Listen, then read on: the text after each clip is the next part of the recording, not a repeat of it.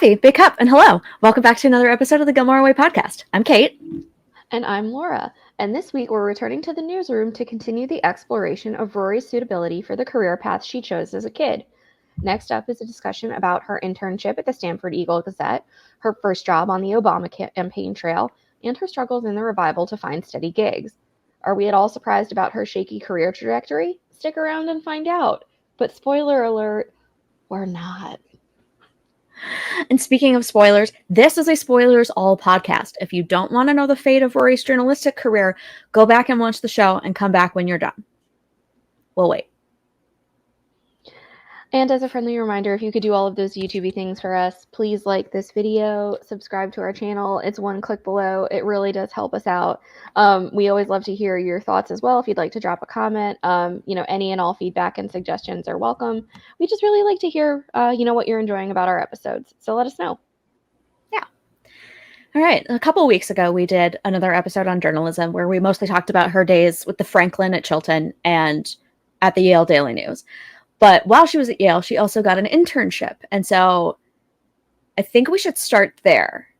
So this episode is going to be a little more focused on her professional life. And I put the internship as part of her professional life because it was something that was outside of her school requirements and anything technically affiliated with Yale. So let's talk about her time at the Stamford Eagle Gazette.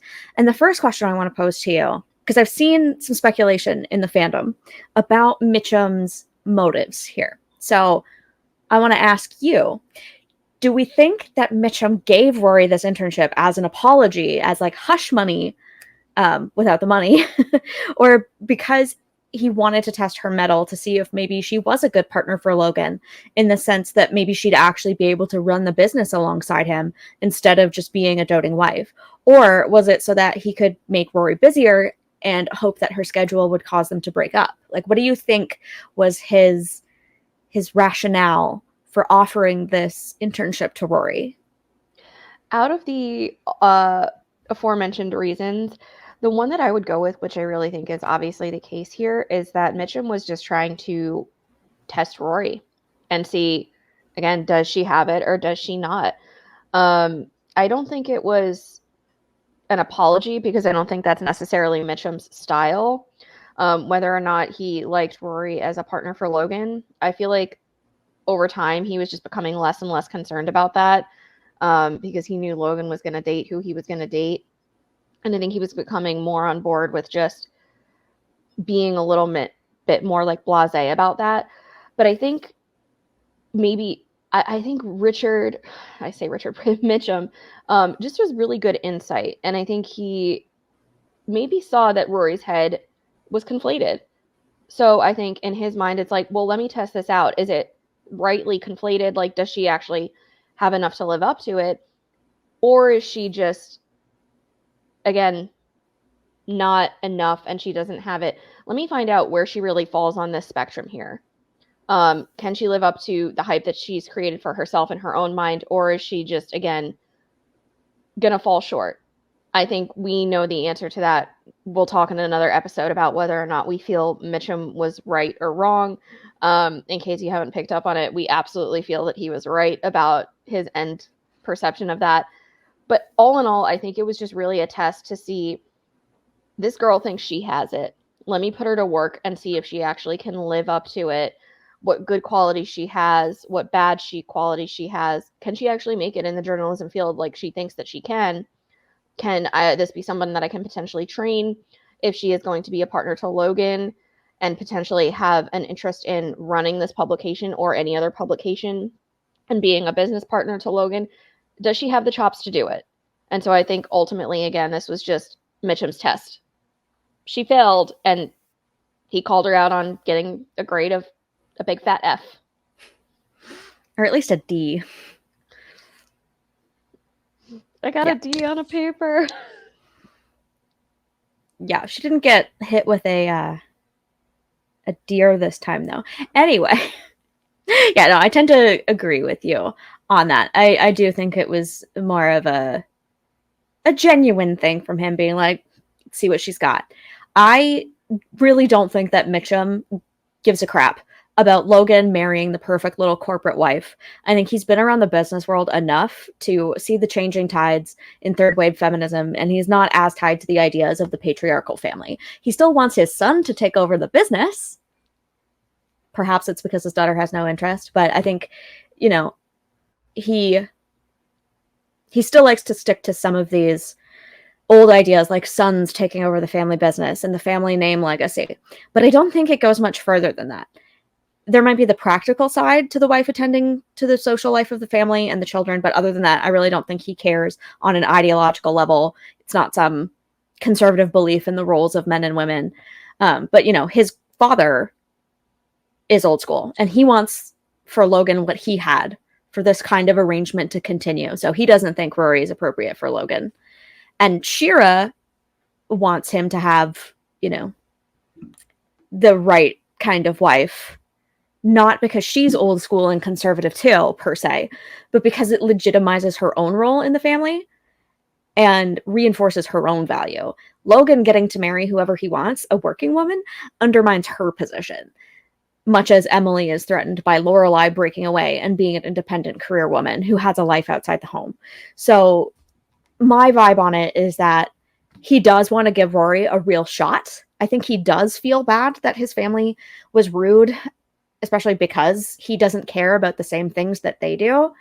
But it wasn't, like, some people have said that they think that he did it to come between Rory and Logan, to, you know, somehow sabotage them, either by keeping Rory so busy that she has no time to be with Logan, or by hurting her feelings and it ending their relationship. But I don't see that anywhere.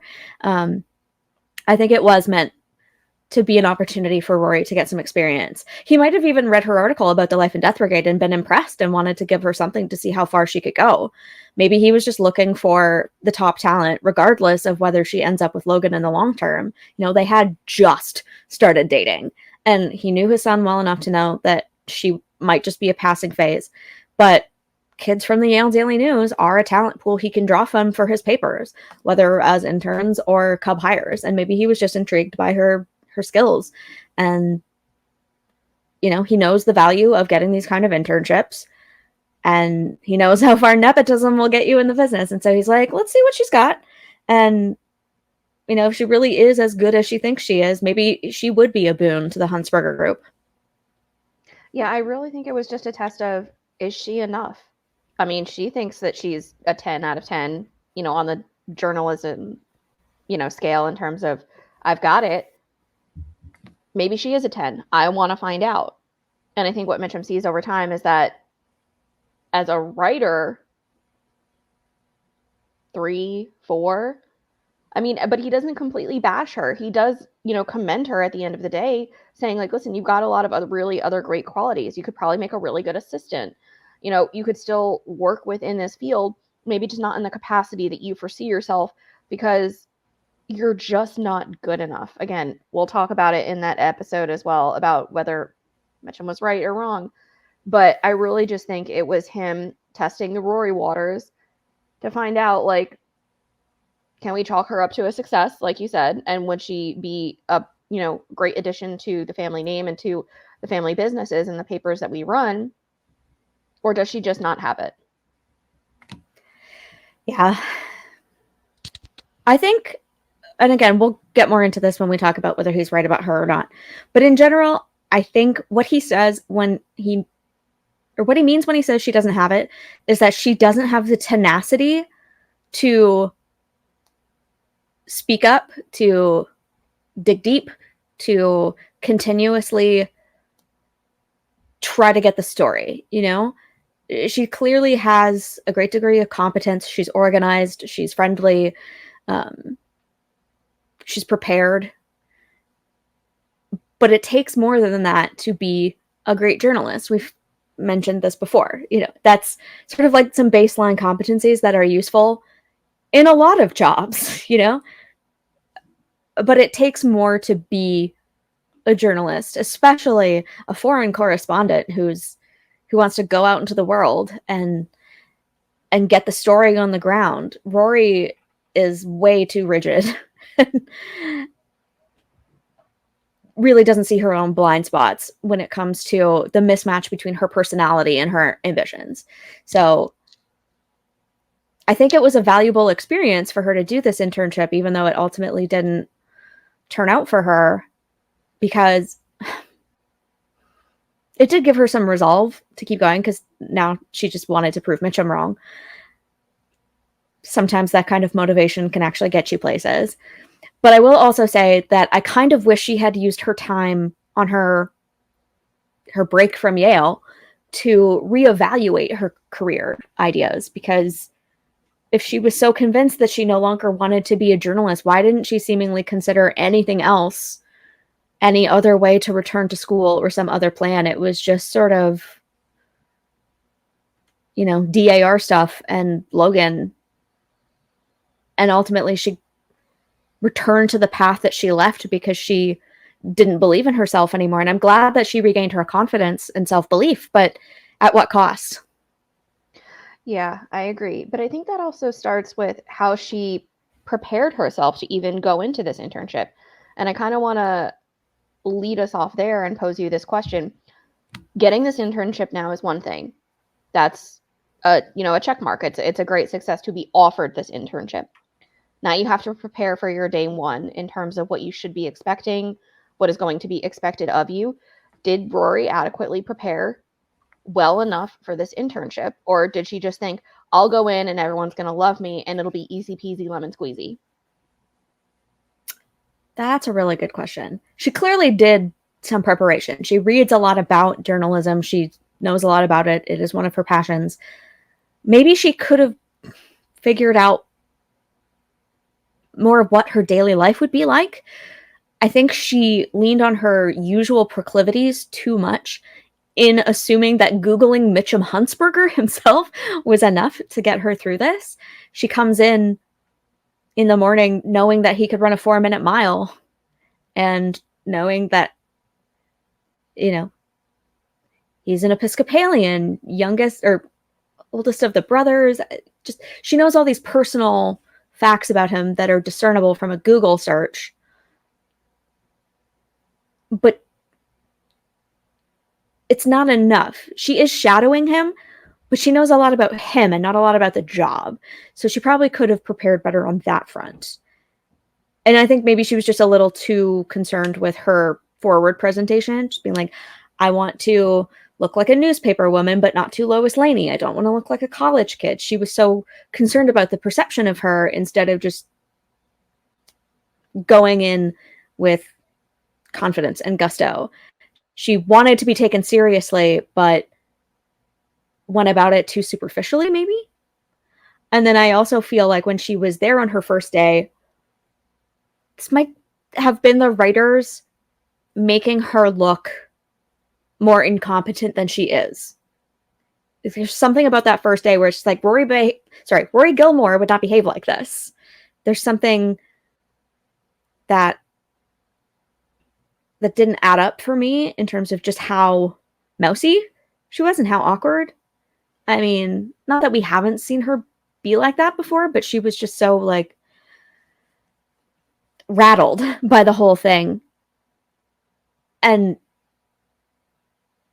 they have to have her call Logan in the middle of the day, basically having a breakdown, being like, your dad's going to think I'm an idiot. And it's just like, no, just calm down and sort yourself out a little bit better. So it's, I think, another one of those circumstances where they had to make Rory dumber than she usually is in order to get a particular outcome or plot moment or character interaction to take her down a few pegs so that they could build her back up, even though building her back up made her still not very good.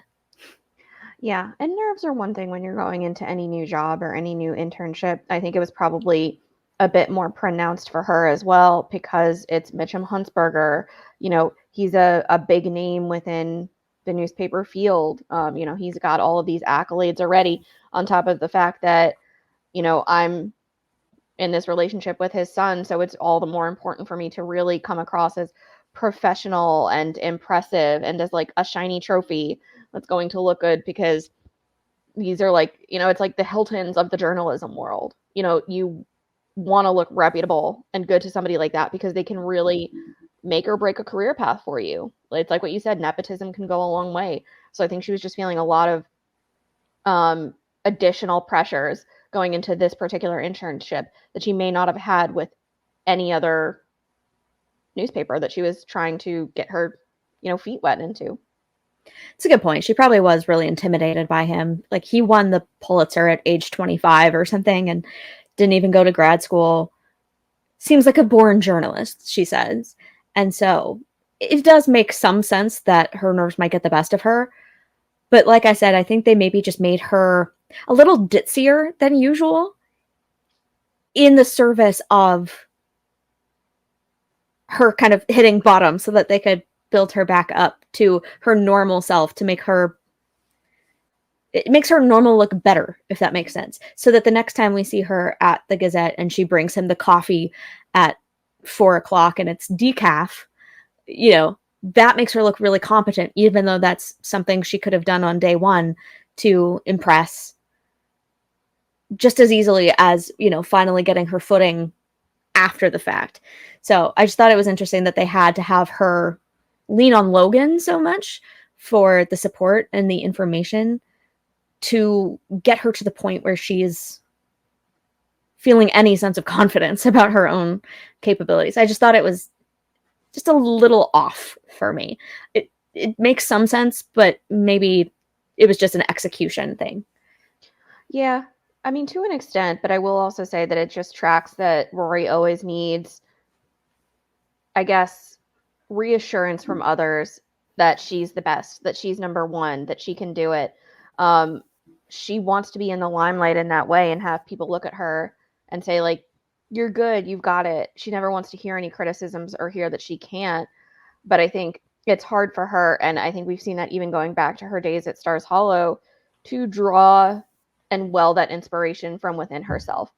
She has always just sought out and needs validation from others a lot more than she probably should.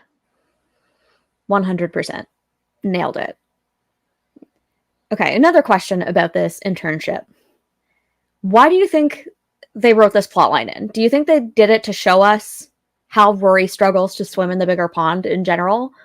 Or was it meant to elicit pathos when she gets a bad review? Like, what do you think the ultimate point of the storyline was? I think it was meant to show that Rory ain't got it. And I really think that in general in life, I mean, I think it's a good life lesson for anyone to take away. You can have goals and desires and hopes and dreams for yourself, and that's really a wonderful thing to have. It doesn't always mean that you're going to be good at them. I could sit here saying I want to be the world's greatest mathematician, and it would never happen because I probably couldn't even get past basic algebra at this point in time.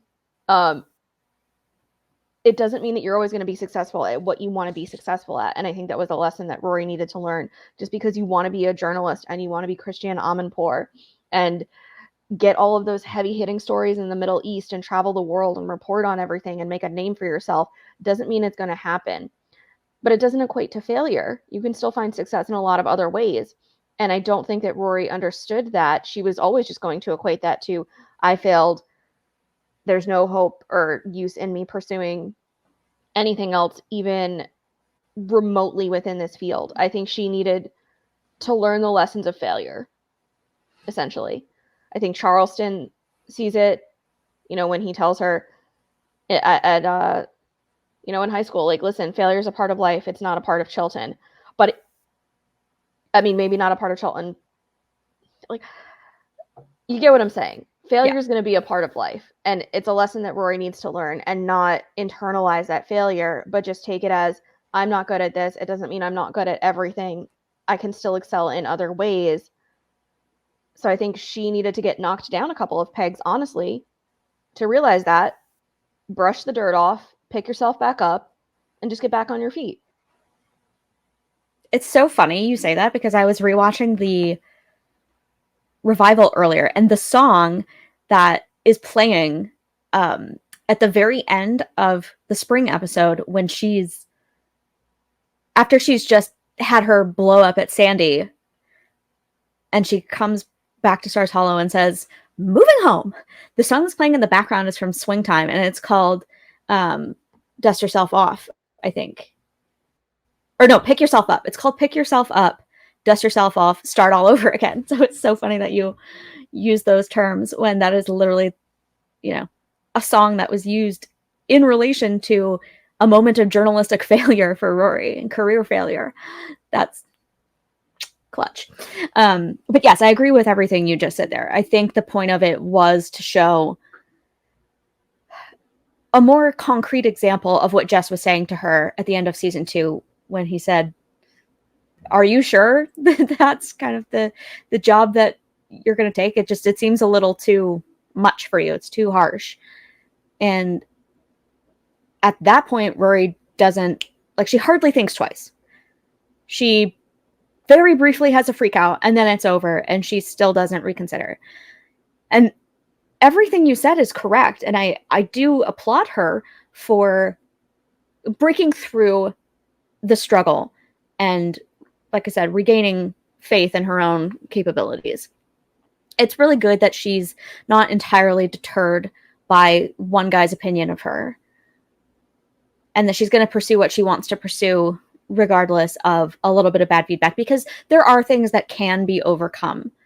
But on the other side of that is my contention that she's not truly cut out for this job. I think there might be niches within it that she'd be really good at, but what she's focusing on is the wrong area for her. And the fact that she never stops to think about that or reconsider what she's doing, even though it seems to be where they were going with this plot line, was to throw her that curveball and was to challenge her conception and her identity as wanting to be a newspaper woman. The writers never really had her content with that at the end of the day. And so it, once again, feels a little bit off that they have her go down that road only to wind up right back where she started, instead of doing what most of us would do in that, because we're not obsessed with the idea of the full circle. Most of us probably would be like, I still love this thing, but how can I accomplish it in a different way or from a different position so that I get to do something that makes me happy, but I'm also doing something that it's in alignment with my personality and my capabilities. And the fact that the writers just didn't do that, I'm like, then why did we do this in the first place? Yeah, I agree. And I even think back to what she says again to Charleston, like, I just want to be sure that I see something. You can work as an assistant to a journalist. You can work as an editor or a co-editor. There are still so many more positions that you can take, as opposed to just being a famous world-class, Pulitzer-winning writer, that will still allow you to see all of those things and still be in the career path that you want to be in. Even if it's a part-time correspondent or just like a backup. I've said it before, maybe Rory could have explored broadcast journalism a little bit more, as opposed to just wanting to, write paragraph after paragraph. There are so many other avenues within this field that you can take that will still allow you to, again, see the things that you want to see, pursue all the goals that you want to have, make some of those dreams come true. This tunnel visioning on what she wants for herself is not healthy, but she just hones in on it, and it's like, it's this or it's nothing. I either hit this or I've failed. It's a big flaw of Rory's that she doesn't reconsider or pivot ever.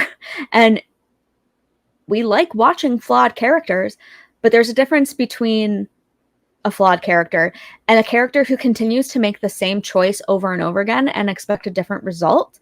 That just becomes frustrating for the viewer when we see her flail and struggle and flail and struggle and never do anything about it. It's a panic attack 1 minute to amazing, shiny trophy. You win. You're the best at everything. It just, there's no proper transition between those things. You know, she'll be on top of the world 1 minute and then she'll be questioning everything the next. And then she just rebounds without ever having to do the work of figuring herself out. You know, as someone who has made a couple different career shifts in my life, and I'm only 34, I spent a great deal of time like when I left my finance job in Vancouver and moved back to Ontario and was looking for a new path. I spent so much time reading books and taking personality tests and figuring out what I was good at and how I could employ my best skills and best self.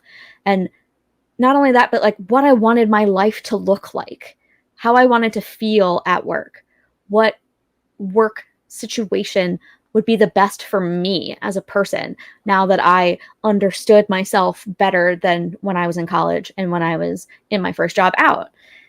And Rory never touches that. Zero self-reflection. Wonder where she learned that from. But yeah. I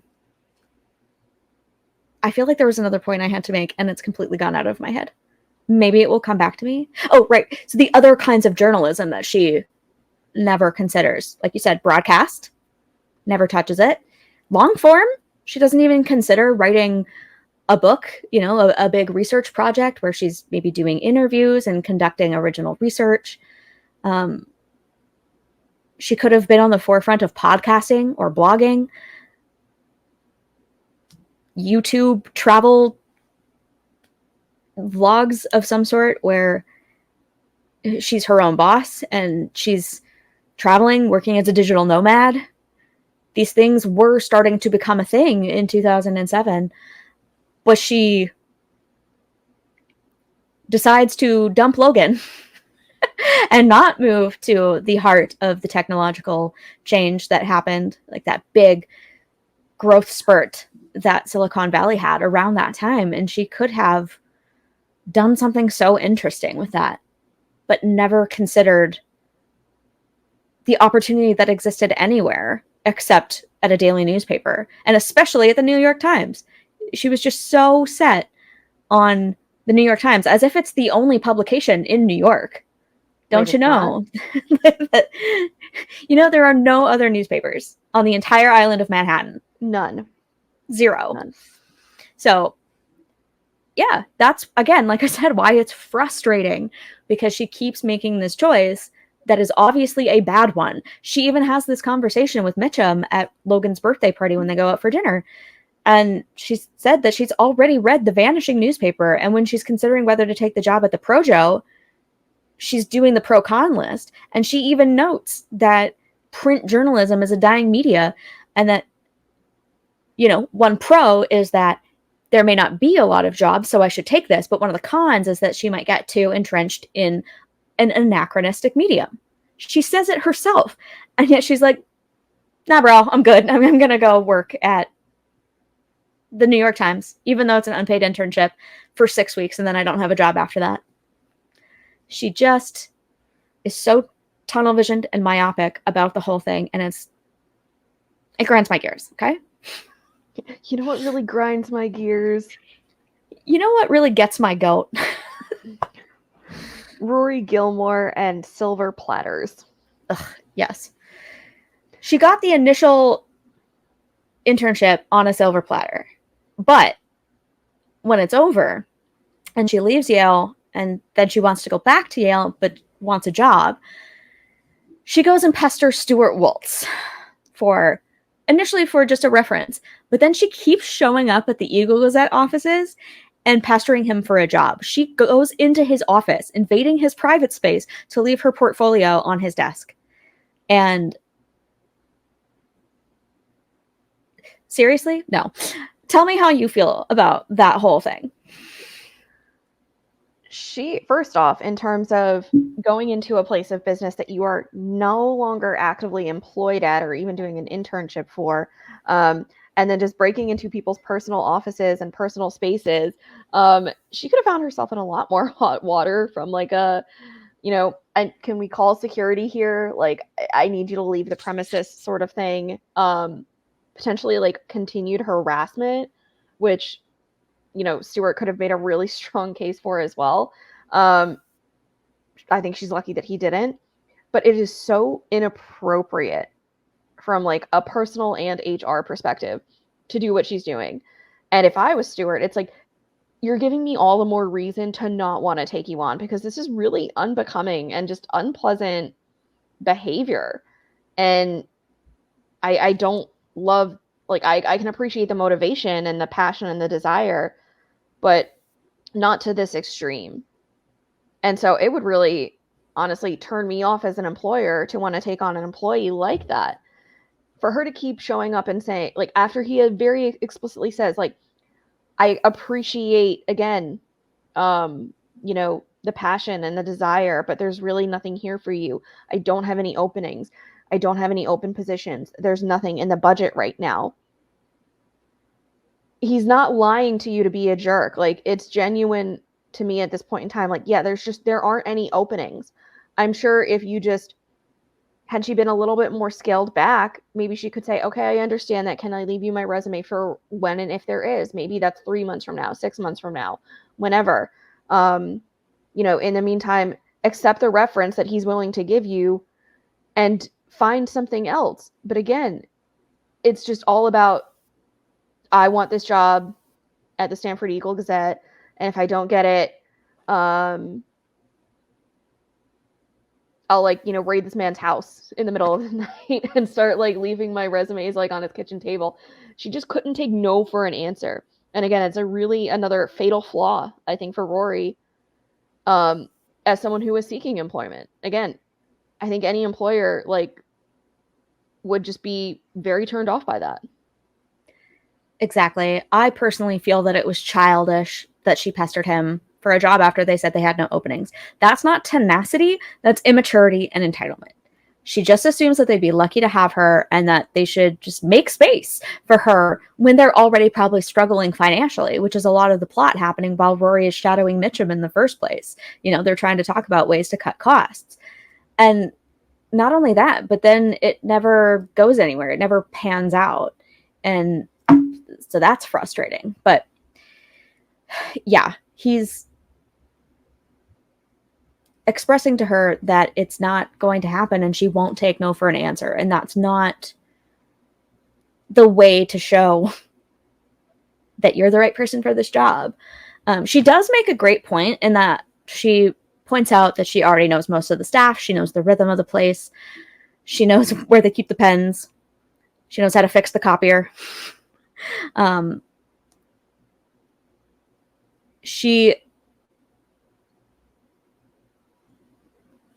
Something I found interesting that she did, which is borderline. She said that she sent her resume to several other papers and she's not worried about finding a position. I'm worried about finding the right position, the right place for me. I think this is the right place for me. And in a way, yes, you want to demonstrate that not only do you think you could do a job and do it well, but that the job is going to work for you as well, so that they know that they're not going to lose you because of a poor fit, right? It is not entirely inappropriate to say, this works for me as well as for you. I think this is a mutually beneficial situation. But once again, it's like Rory being like, this is what's good for me. And not thinking about the big picture of, whether or not this is even feasible for the Eagle Gazette to do. And of course, Stuart just turns around and is like, yeah, come on in. You said you were a bargain. Let's do this. And even when you're a bargain that's not in the budget, it's not a bargain. It's like girl math, where just because it's on sale, you should get it, even though you don't need it and it's not a good investment. That's what... excellent way to put that. Thank you. It feels like that to me. And so once again, she just gets her way and reinforces this bad habit of Rory getting what Rory wants. Mm-hmm. Color me shocked. Yeah. Ooh, okay, let's move on from the internship into the end of season 7, when Rory is starting to figure out what her professional path is going to look like look like post-Yale. And I think the big place where this actually kind of starts is that party that Logan throws, the launch party for their company, where she meets Hugo Grey. I think he's a big factor, obviously, in her post-Yale life.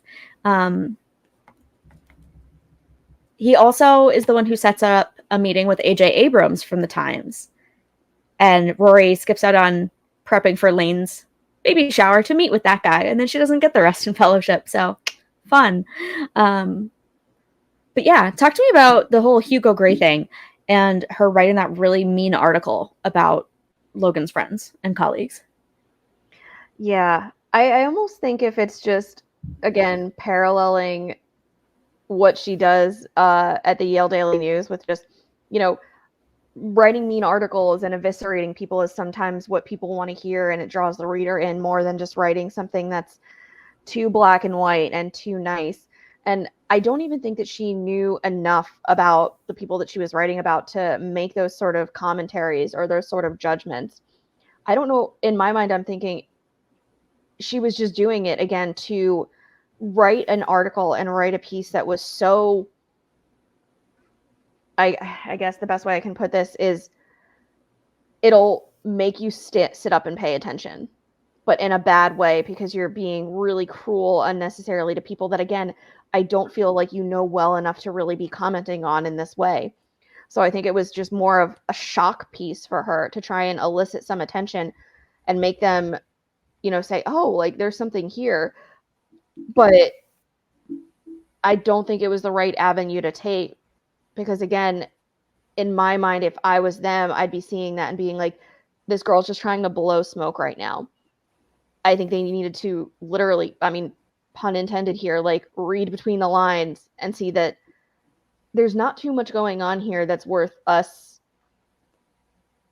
considering her for, and the merits aren't there and the potential isn't there.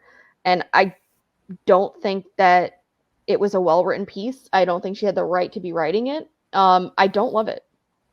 But what do you think? I also think it's hypocritical, because she's like, oh, all these people are just here to socialize and make deals and pat each other on the back, scratch each other's back for mutual benefit. And it's just like, what exactly are you doing here, Rory?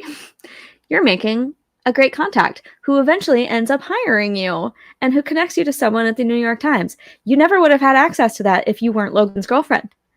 You're in now. And Logan points that out to her. And it's the apple not falling far from the tree, because we had an entire episode on how Lorelai is a hypocrite. And now here's Rory taking up that mantle and proving that she just has these delusions about herself being the little guy who earns everything she gets and that she just deserves all of this, when honestly, Logan, his connections, his father, his friends, his colleagues and compatriots in business really give Rory more of a leg up than she ever gives him credit for.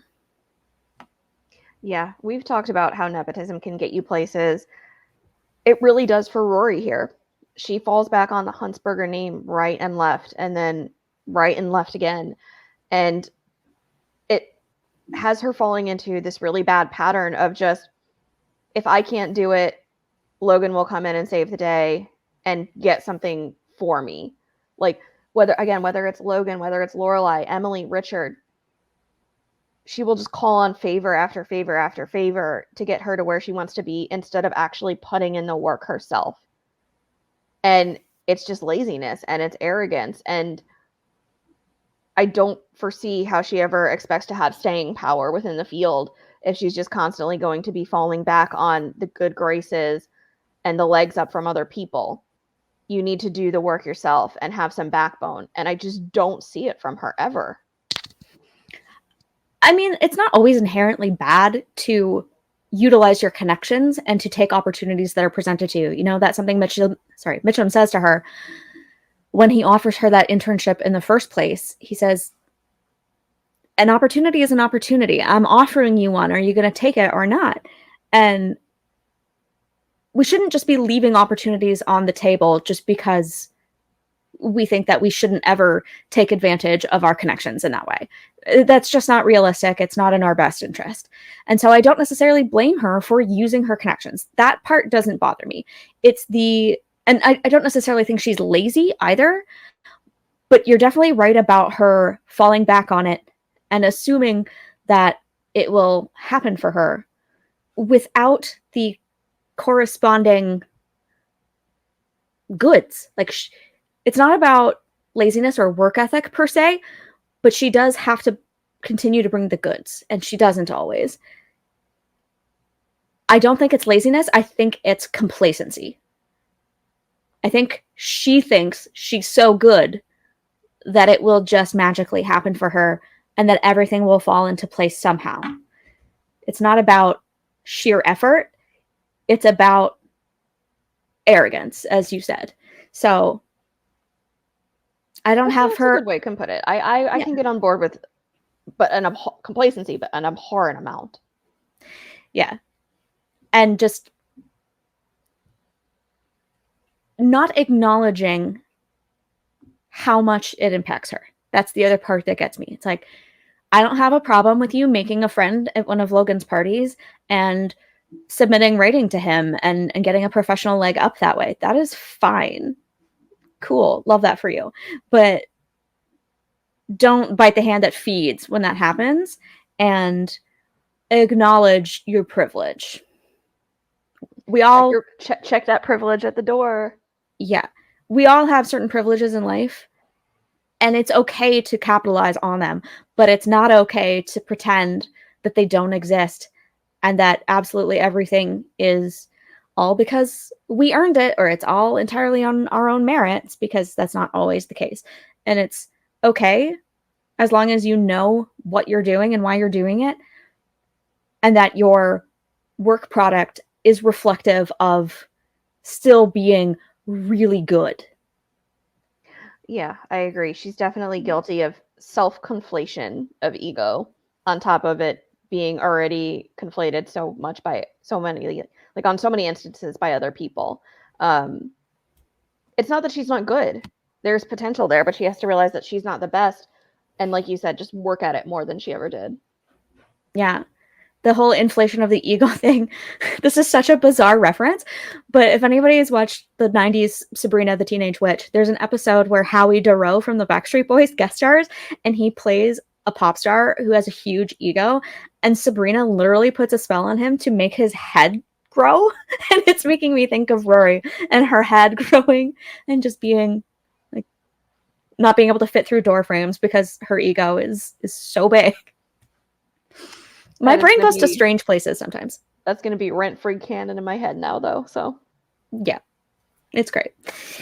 But let's move on a little bit further. I think it's Gilmore Girls only when they go shopping for suits for her as she starts approaching time for interviews and graduation and all of that. Rory is suit shopping with Lorelai. And I have to point this out because I think it feeds into Rory's identity a little bit, is just how much her mom influences her directly and indirectly, and how much Lorelai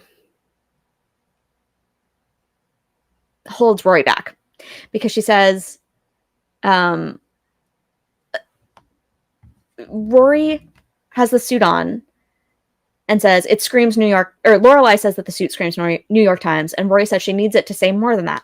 I'm hoping to hear from the San Francisco Chronicle, the Seattle Times, the Detroit Free Press. Well, honey, you can't ask one suit to say so much. You know, why don't you just get the suit that says something local? Because, you know, these other cities are so far away, so expensive, so tiring. And then she sort of reiterates this at dinner later in the same episode, being like, you know what else is a reputable paper? The New York Times, the Boston Globe, the Hartford Courant. She's trying to steer Rory in a direction of working somewhere local, even though that may not be where she's able to get a job and where the best place for her to get a job is. And it goes back to that whole concept of enmeshment, where Rory can't be away from mommy for too long. And Lorelai is kind of holding her back. And I wonder if this whole conversation might have been niggling at Rory in the back of her mind when Logan said, hey, let's get married and move to San Francisco. And, you know, San Francisco's got a fine paper. And I also have contended and will continue to contend that Logan never would have held her back from going on the campaign trail with Obama, even if they were engaged or even married. And so maybe Rory was shelving career prospects and life prospects because her mom would be so devastated if she were to move to the other side of the country. Yeah, 1,000%. I'm not even going to try and like play devil's advocate because I don't see how you can. I mean, we've talked about the codependency and the enmeshment, and I think it's just continuing to hinder Rory now, where leaving like New England or even the Mid-Atlantic, even if she went to like Philadelphia or Washington, D.C., I think we're already starting to get like borderline too far away from Lorelai Gilmore. I could even foresee a scenario where Lorelai Gilmore is like, well, I'll come down and visit sometimes, or, you know, take time off from the inn and come stay with you, when, again, your daughter's now full-time working in a career path. You need to let her be. Like, I understand, like, I'm not a parent, you know, but if I ever had a kid at some point in time, once they're out of high school, out of college, as much as you may love them, you need to, you know, cut the cord and let them go and let them live their life and be successful. And Lorelai, whether I think she realized it or not, or was doing it intentionally or not, was just constantly having Rory on this leash and you know, saying like, don't go there because that's too far. You'll miss mommy. You know, I need to be around you. I need to be close by to you. And I think you're absolutely right that it was sitting in Rory's head and in the back of her mind that if she started looking at these other opportunities, it was going to hurt her mother.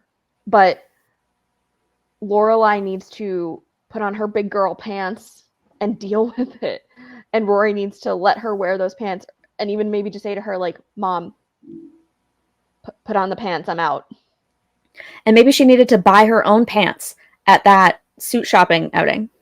Hey, see what you did. Hey. Of course, I found a way to tie it back to shopping. Yep. Yeah.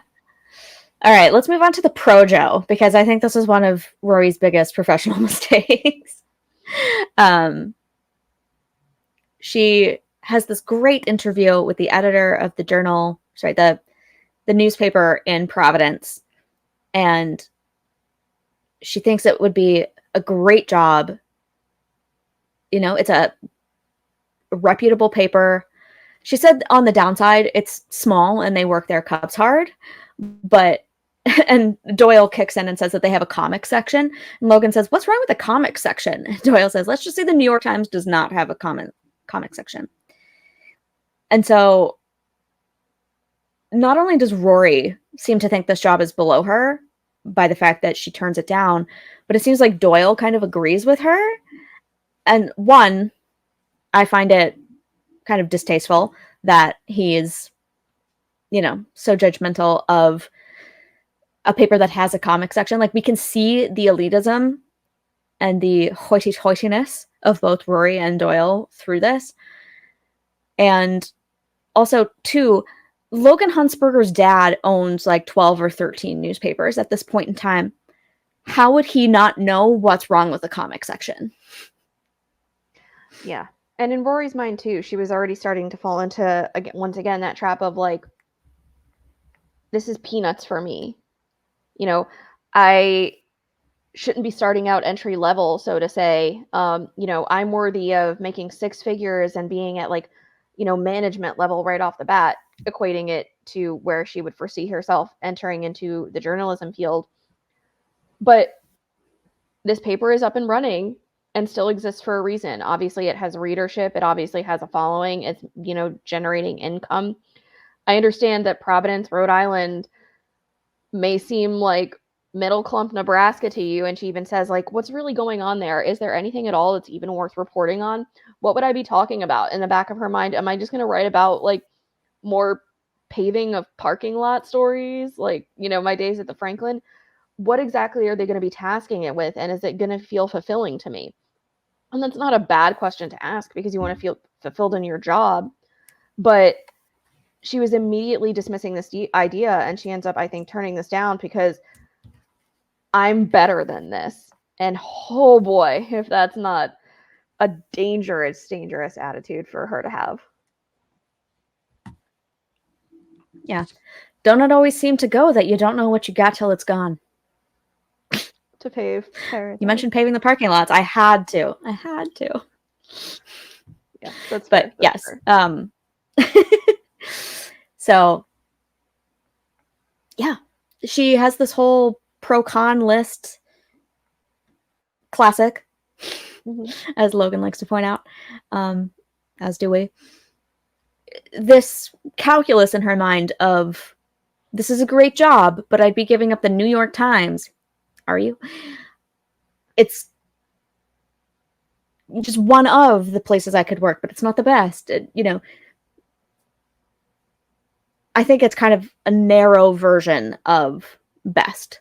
She's thinking of it only in terms of prestige instead of the other benefits. I mean, we haven't seen the full pro-con list, but prestige is obviously very important to her. This is why she wanted to go to Harvard and then Yale, and why the New York Times is all she wants out of life.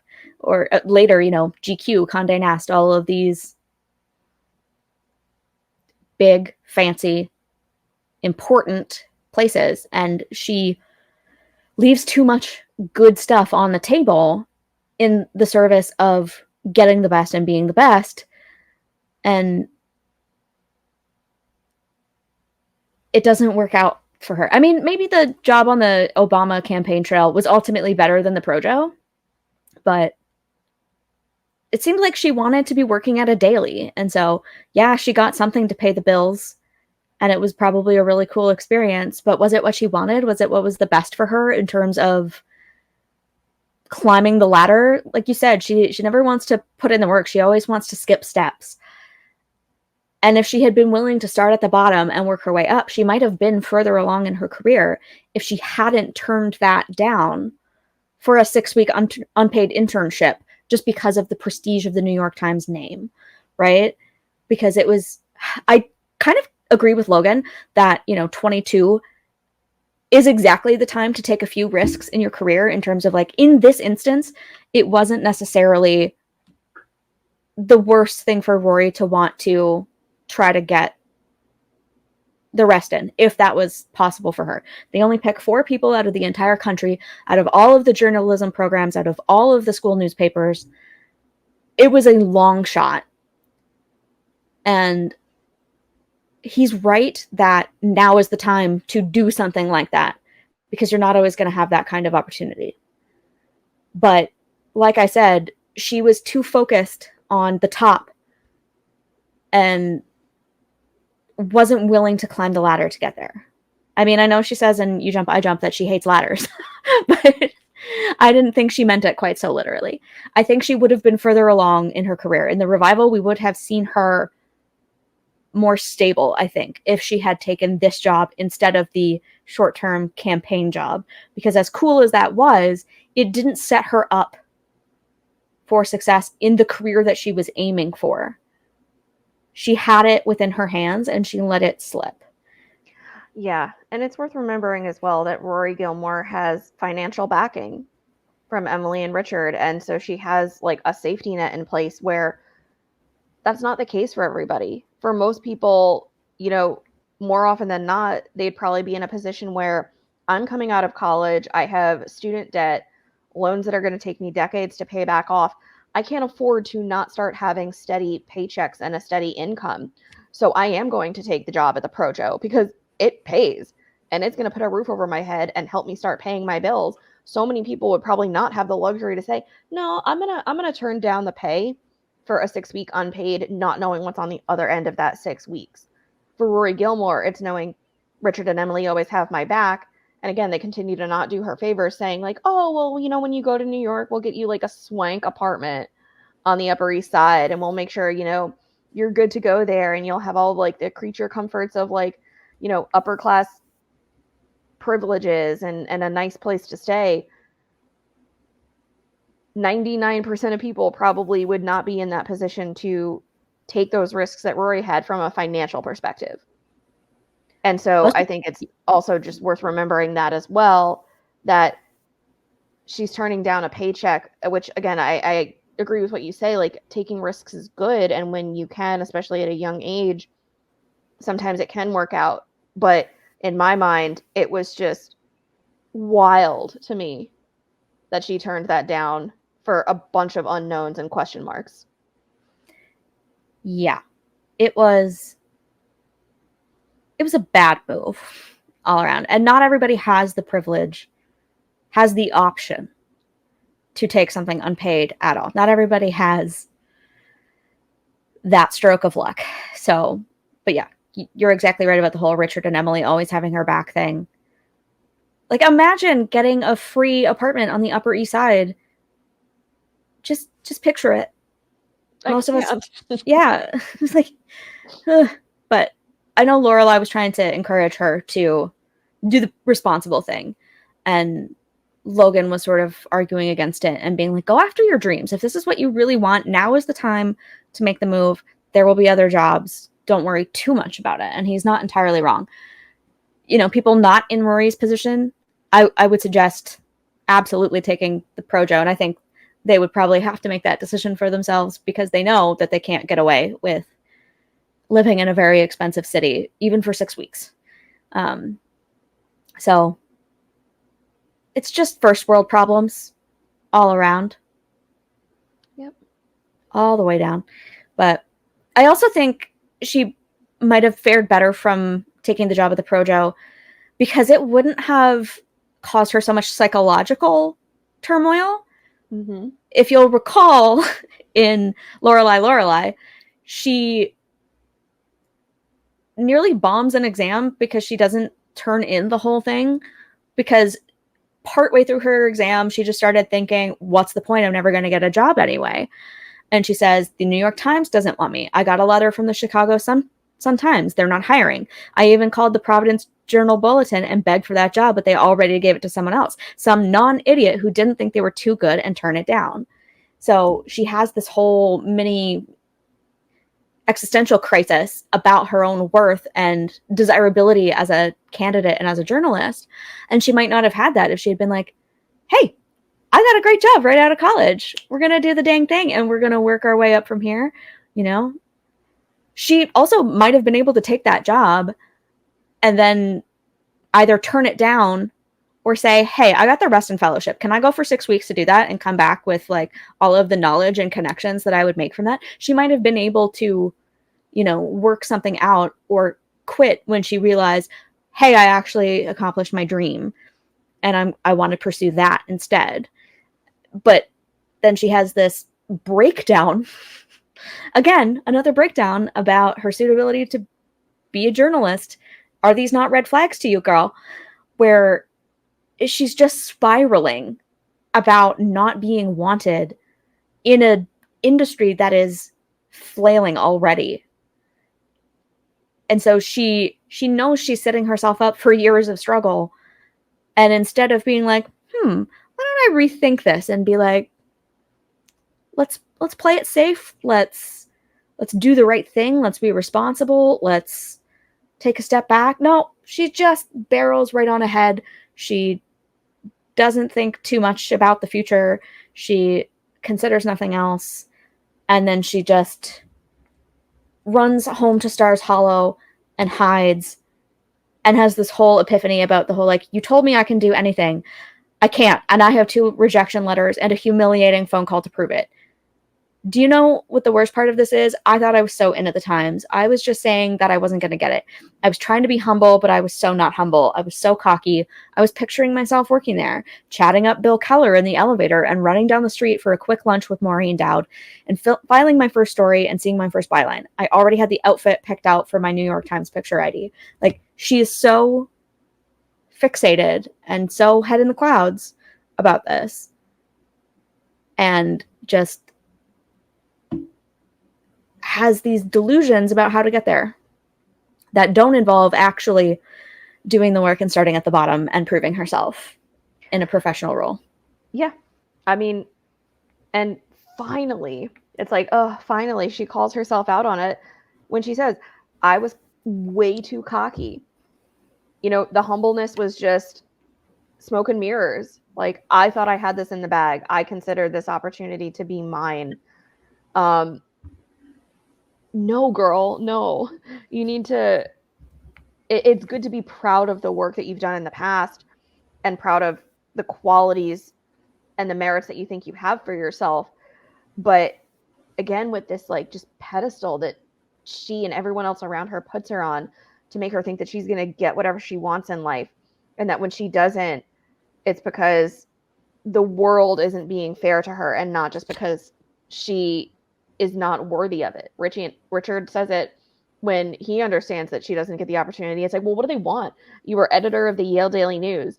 You know, what more could they be asking for here? And it's like, again, she's a fish in a school of thousands.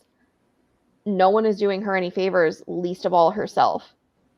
And I love that she finally starts to have, in my mind, what is a very small epiphany about it when she finally does meet, you know, her one and all in life mentor. And Christiane Amanpour asks her, like, hey, like, what do you want?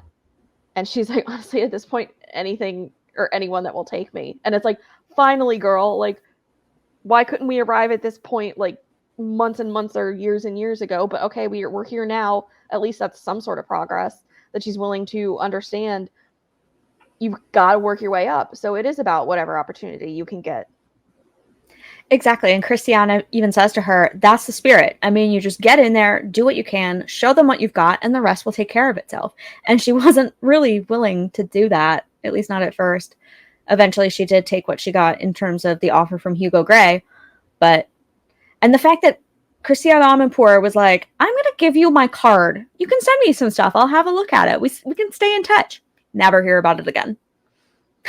I mean, obviously, this was the series finale, but it would have been nice. I mean, granted, Amy didn't watch season 7, so I don't even know if she knew that this happened, but it would have been nice in the revival to pick up that thread a little bit and be like, hey, did you actually stay in touch with Christiane?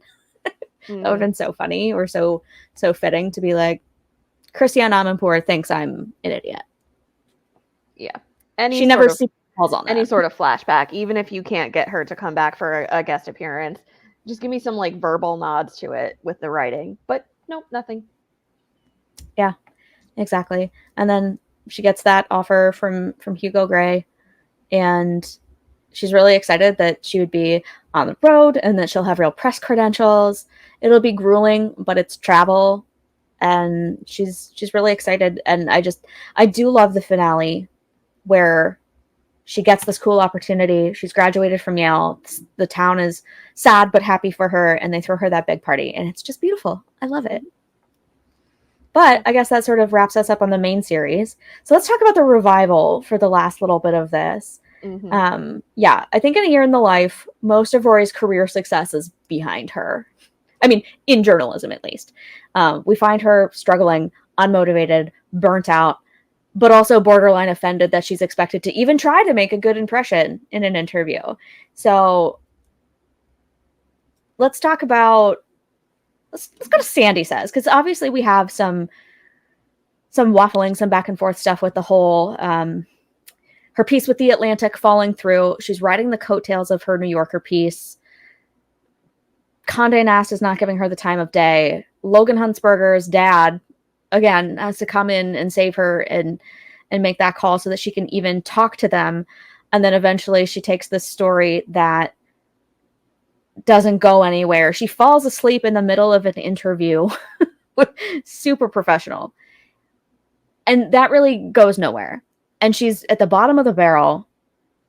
And she goes to this website that is trying to essentially headhunt her. They make it sound like it's a done deal. We need Rory Gilmore's voice at Sandee Says.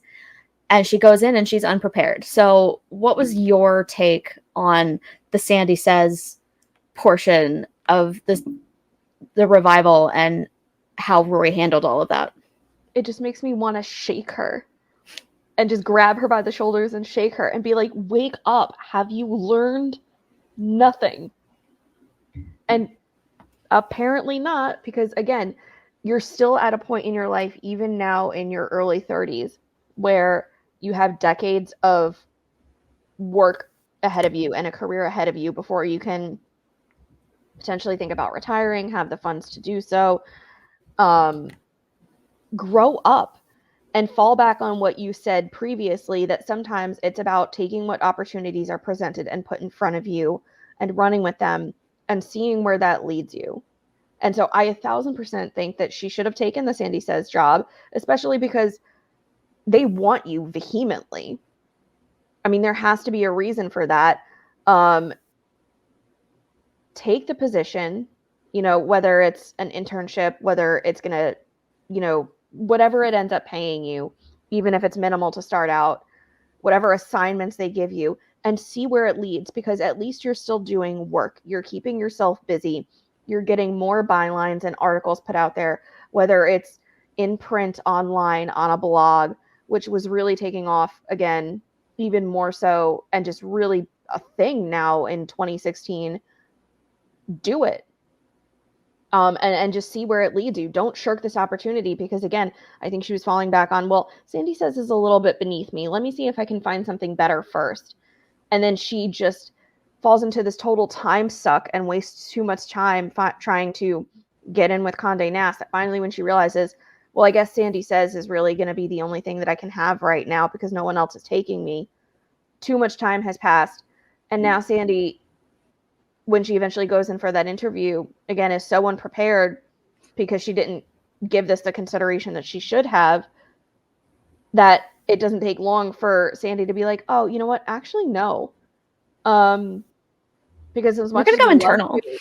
as much as we loved you, like, she probably realized, like, this girl does not care at all about this opportunity and is not going to put in the work that I would expect her to have, or really care about my, like, this is my business. This is my baby. I need someone who's going to take care of it in the same way that I do. And I think she really realized Rory was just so uncaring about it. And again, I think Sandee is Mitchum 2.0 in realizing you don't have it because you're not willing to put in the work and you're way too entitled.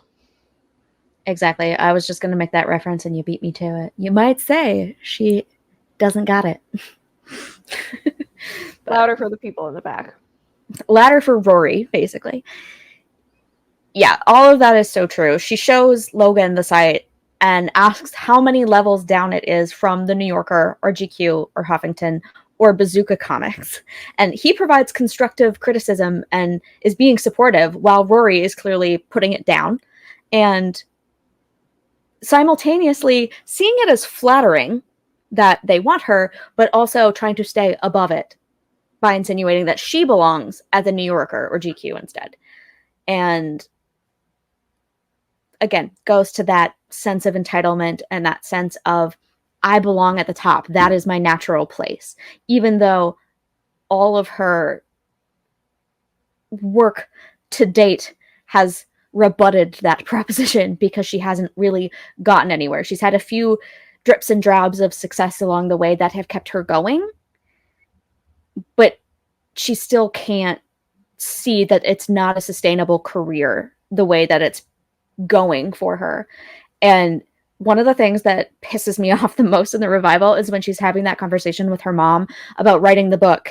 And she says, I don't want to just like grovel for jobs I don't even want. It's like, girl, we've been living in an economic hellscape for 2 decades. Well, I mean, by that point, less than a decade. But just like, most of us do not have the choice or the privilege to be able to turn down paid work. And the fact that you're like, I don't want to go back and get my master's because, like, being a teacher at Chilton, heck no. I deserve to be at the New York Times. Yeah.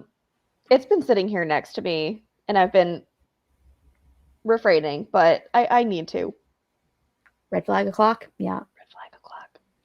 Where's mine? Right here. Yep. Girl, I don't want a regular paycheck. I don't want to try for anything ever. Just hand me what I need in life. Yeah. In other news, my red flag is like all kinds of messed up. Anyway.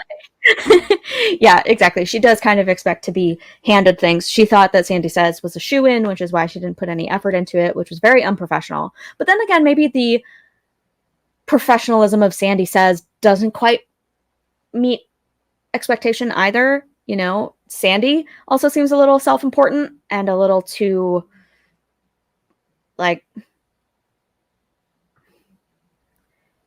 she has some immaturity herself. She's trying to woo Rory, and then when Rory doesn't live up to her expectations, she lashes out and meets Rory on her level, which isn't a great sign from someone who's trying to build a media empire. That she just might not have the people skills and the HR skills, which to her still means homeroom, you know? So there's all of that. But obviously the end of spring is kind of where we see that Rory is burning out on her energy for journalism. Then the Stars Hollow Gazette comes into her life. Ernie Roundbottom retires, and Rory Gilmore is like, there's a new Bernie Roundbottom in town. And she goes to Taylor and is like, you know, we have to save the Stars Hollow Gazette. She's reflecting on it at the pool with her mom, saying it was the first newspaper she ever read. It's where she got her love of words. It may not be the Boston Globe. It's not going to blow the lid off a cabal of buggering priests. They only have one priest in town, and he's a good man. That's not the Gazette's fault. It's still beneath her, and it's an unpaid position. But she goes to Taylor and is like, I can do it. And he's like, may I ask what your qualifications are? And instead of leading with that she has a degree in journalism from Yale, she starts off with, I'm here. Yep. As if, again, to say, just hand it to me. And to be fair, I mean, in a small town like Stars Hollow, no one was probably going to pick up that mantle and run with it at that point in time. So she probably knew, especially knowing how much Taylor has always loved her in general. Hello, ice cream. I can't talk anymore. Ice cream queen. That if Rory Gilmore comes calling and says, I'll pick up the mantle and run with this paper and do it, Taylor's going to be Taylor and say, like, well, why should I? But also, yes, here you go. Enjoy. In terms of unpaid, again, she did it to herself. Like, you're at this point now in your life of running your local paper unpaid because you dismissed so many opportunities that you should have. So I'm not saying it's a bad thing to take this on right now. It's, again, probably good because this is just something that you can pad your resume with, another thing that you can put on paper. But don't blame others for where you're at in life when, again, this has all just been your own making. Yeah, exactly. I find it's such an interesting juxtaposition coming off of the Sandee Says interview and how young everybody is, how bright and colorful that office is, how they're doing that whole co-work thing. Nobody has offices. It's like the WeWork situation. Whole other thing. But, and then she goes to the Gazette and it's Charlie and Esther. Like, I think it was very obviously meant to be indicative of how outdated print newspapers are, even at that time. And, you know, there's the whole Stars Hollow quirkiness of it all. But I think ultimately the average age of the other employees is meant to signal that print media is essentially going defunct. And Rory needs to get with the times instead of staying stuck in the past. So she's leaving opportunities on the table to move forward and to look toward the future because she has a singular idea of what her life needs to look like. And I mean, granted, I wouldn't want to see the Stars Hollow Gazette fall into oblivion either. it wouldn't be a nice thought or a comfortable thought that it didn't even maybe keep up with the times and move to a digital format or something. It's a good way to spread news. People like the coupons and the seasonal poems on the front, and it serves a function in the town socially. So it would be a shame to see it completely fall off the face of the earth. But nobody is willing to modernize it to bring it to the future. Rory's ideas or attempts to change it are resisted at every turn. She might want to take it in new directions, but there's pushback to her ideas, her expertise. And it's just meant to show how everything and everyone is out of touch. And Rory is included in that. So that's 2016. Where do you think the Stars Hollow Gazette is in 2024? To Taylor's chagrin, I would probably say online only, with maybe a once or twice a week actual print drop that's like physical media in your hands. But I could also envision a reality where Taylor gets with the times of online reporting. I feel like as much as he likes sort of living in the past, he's also very good at adapting to change. So yeah, short answer, I could see the Gazette still existing on a once or a twice a week. We're rolling out an actual paper basis, but I could also see a reality where maybe now Taylor is overseeing even perhaps like Stars Hollow High students just putting out online Gazette articles and having it be in a format that's more in line with what we see now in 2024 in terms of how stories are reported. Yeah, that's probably true. Point being, it was out of touch then, and it's probably only gotten worse since then. So this is just all the more reason why we need another revival, because I need to get the answers to these questions. But let's wrap this up with some final thoughts on Rory as a journalist overall. I think in future we may need to dedicate maybe an entire episode to her deciding to write the book. So I think we should skip past that for now, because it's not really journalism. It is, but it's not. And it's kind of a whole can of worms that we just don't have time to get into right now. So I'll just sort of maybe give a few closing thoughts, and then you can do the same. Rory is just one of those people who assumes she can do whatever she wants without taking her own personality and proclivities into account. She's introverted, often unadventurous. She likes to be off in her own little world, and that's not really conducive to going out and getting the story and, being boots on the ground. She doesn't consider her personality as much as she considers her interests. And I think that did her a disservice in planning her career path. I think she was just a little too focused on, I love journalism and I want to be a journalist, but that's not who I am. She's too inflexible. She's too by the book. She doesn't go with the flow. And this is why Rachel seems to have made a good photojournalist, but Rory is stitching together a freelance career. And, that's not to say it's not a slight to freelance, because, it really is the name of the game these days, but it's rather pointing out how Rory likes stability and predictability. She thought she was going to have a job at a daily where life would be routine, but this kind of inconsistency is clearly causing her anxiety, and she doesn't have the chutzpah to go out and chase things all the time. It's these bursts of intense motivation, like she displays in Prodigal Daughter trying to get the job at the Stamford Eagle Gazette, but then she falls back into complacency. And so she's not cut out for this. And it's not because she's not a good writer, but she's not thinking outside the box, and she's not considering, hey, how can I use my talents in a way that actually works for me, as opposed to trying to fit herself into the box of journalist with a capital J. I wish she had taken some time when she was taking her break from Yale to reconsider her path and figure out something that might have been a better fit for her.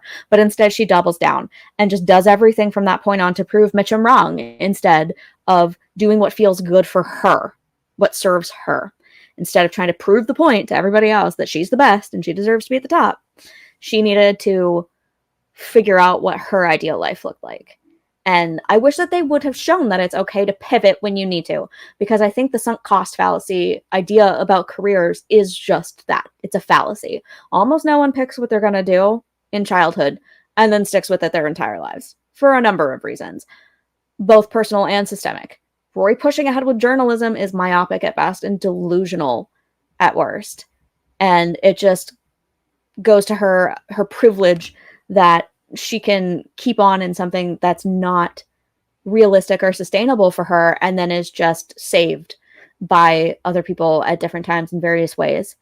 And it's not realistic. It's not a good message to be spreading.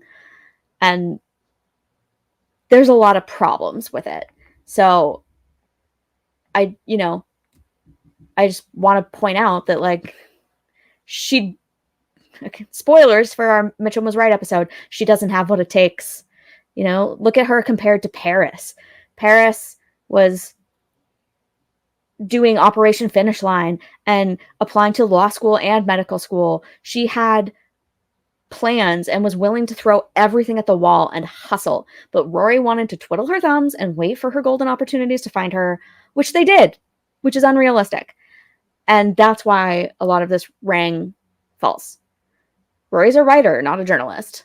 And the longer she held on to that childhood career aspiration, the worse she got as a character, the less likable she became.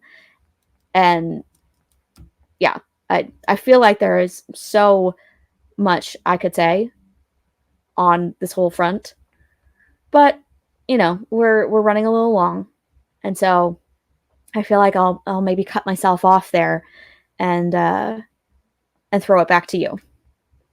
Yeah, I will say to start, one of the first things, and this is always a quote that I've loved. I'm 99% sure I'm saying it correctly. I know it's a Martin Luther King Jr. quote, but it's something that he used throughout his time as obviously a civil rights activist.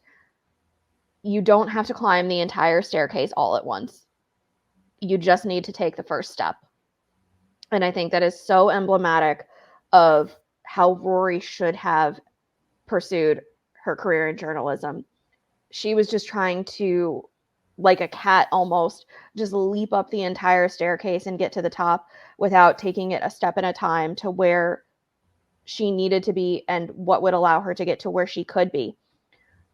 At the end of the day, we come to the conclusion that she ain't got it and she doesn't have it, but you damned yourself and you made it that way for yourself because you didn't approach it in that one step at a time way. You just expected to be handheld and to be spoon-fed opportunities. It's her MO from start to finish, from the pilot all the way through to the revival.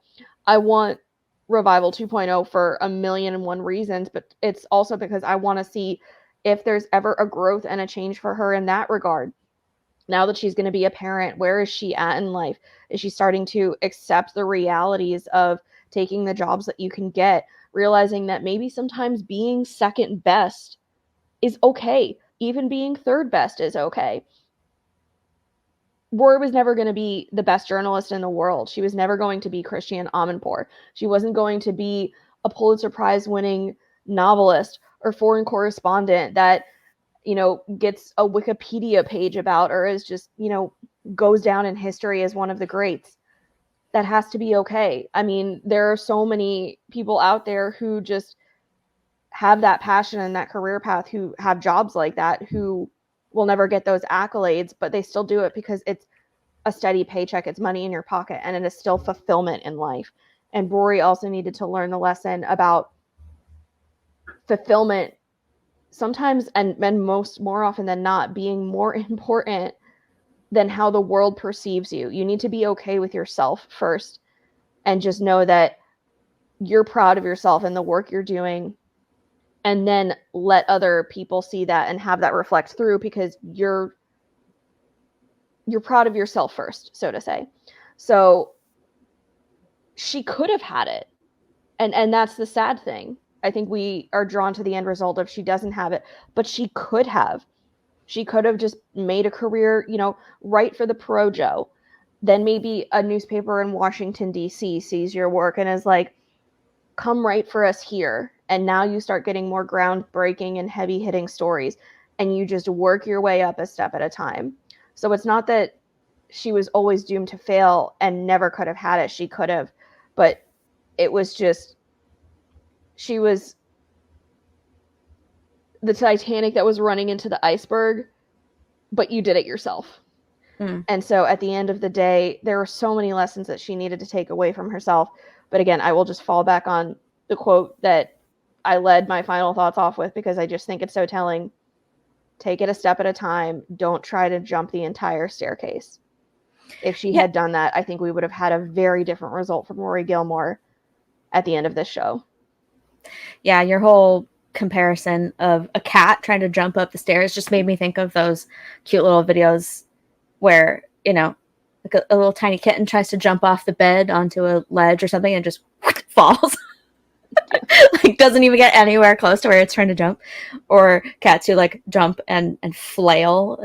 Or they'll jump, they'll realize that they're going to be like too many feet short, and then they'll just do like the all fours out spread eagle to land. Exactly. Yeah. I think what that MLK quote was getting at was more, hey, we're not going to change the system in a day. But it's still a really apt quote because it has the possibility for those multiple meanings. But also, on the systemic note, is journalism as a system changed. Even from when she started at Chilton and when she started at Yale to when she graduated Yale, that couple of years was a big period of change for journalism. And then the intervening years between the series and the revival was also a big period of change. And so it's like she's trying to outsmart the system or outplay the system that she's working within. It's like the staircase isn't even there anymore. It's got steps missing. You know, it's either you're at the top or you're at the bottom, and it's really hard to get to the top from the bottom because the people at the top are like pushing you back down with a stick from on high in order to keep their own positions. And so it's a really interesting metaphor. Very interesting choice. I like it. Thank you. But those were really my final thoughts. Do you have anything else that you want to add before we wrap this one up and shut it down? Probably about 18 million other things, because we never shut up about this show, but we've been going about as long as we said we wanted to go. So I think it's time to put the capper on this one and do our usual reminders of please come to Connecticut in October from the 18th to the 20th, because it is going to be so much fun. We are getting closer and closer by the day. We're really excited. We're already making our plans and getting ready for Gilmore's Against Humanity. I've got the cards next to me. They're in progress. It's a ton of fun. The community is wonderful. There's 10 cast and crew members from the show that are going to be coming, some old favorites and some new faces. And we're excited to meet everyone and talk to everyone, see our familiar faces of our Gilmore friends, and just enjoy the magical event that is the Fan Fest Firelight event. And we hope that you will come to Guildford and enjoy it with us. Yep. If you want more information about that event, we have included a link to their website in the description below. Go check it out, and please, please, please buy a ticket. We promise you will not be disappointed. There's also a link to a Facebook planning page where if you have any questions about the event, if you're looking to maybe get a ride from the airport, find someone to room with, you can always post there as well. And there are hundreds of people who are just willing to help you out and point you in the right direction. Trust us when we say this is not the weekend to be missed. Exactly. And of course, always on the way out, gotta remind you, smash that like button. Drop us a comment if you have any thoughts about what we were talking about tonight. We want to hear from you. See if you agree, disagree, or can add something fun to this conversation. We always like to hear from you. All of our social media and our email and all of that is also in the description box. So if you want to reach out to us in some other way, our info is there. Anything else? Hit that like button, kids. It's one click. It'll take you 5 seconds to do, and we're grateful for that also. Exactly. And on that note, we'll see you next Friday for dinner. Have a good weekend. Bye.